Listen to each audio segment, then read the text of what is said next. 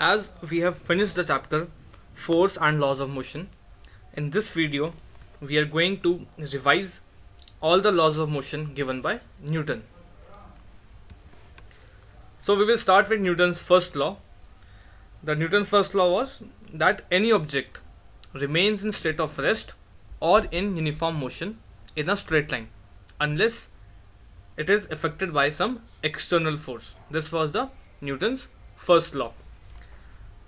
The example that I gave while explaining this was if there is a ball kept at a surface, at a plane surface, it would be at rest only until unless I pick it up or someone else pick it up.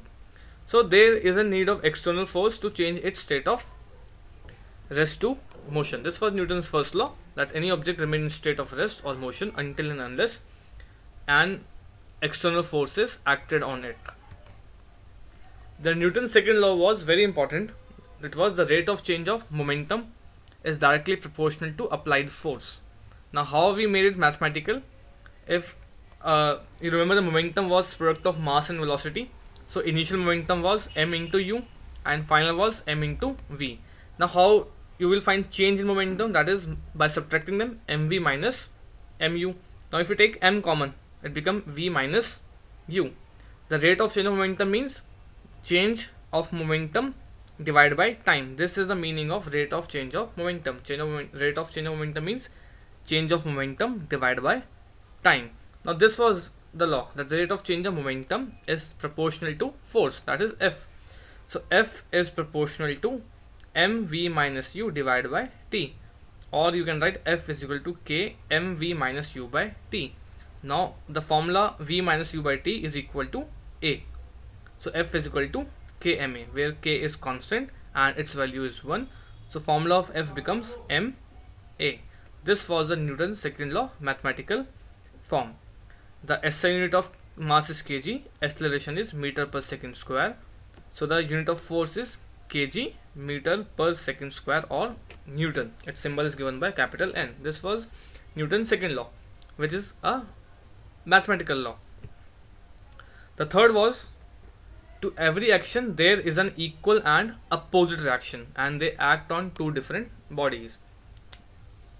This was quite simple, that every action, that every force has a opposite reaction which is just equal to it, the action.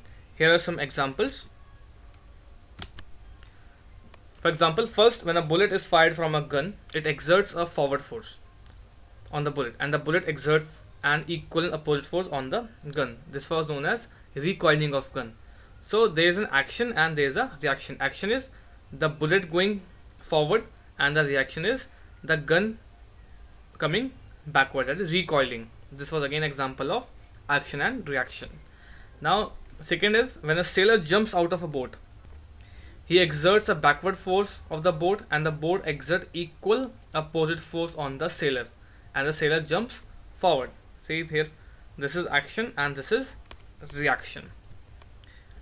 Third example is, when an air filled balloon is released, the force of the air coming out of the balloon exerts an equal opposite force on the balloon and it moves upward. This you have seen also. If you blow the air out of the balloon goes upwards and the air moves downward. That is again action and reaction. This is action and this is reaction. The fourth is, when a rocket is fired, the force of the burning gases coming out exert an equal and opposite force on the rocket and it moves upward. So this is action. The gases coming downward is action, and the rocket moving upward is reaction. So these are few examples of Newton's third law, and all these laws are called laws of motion.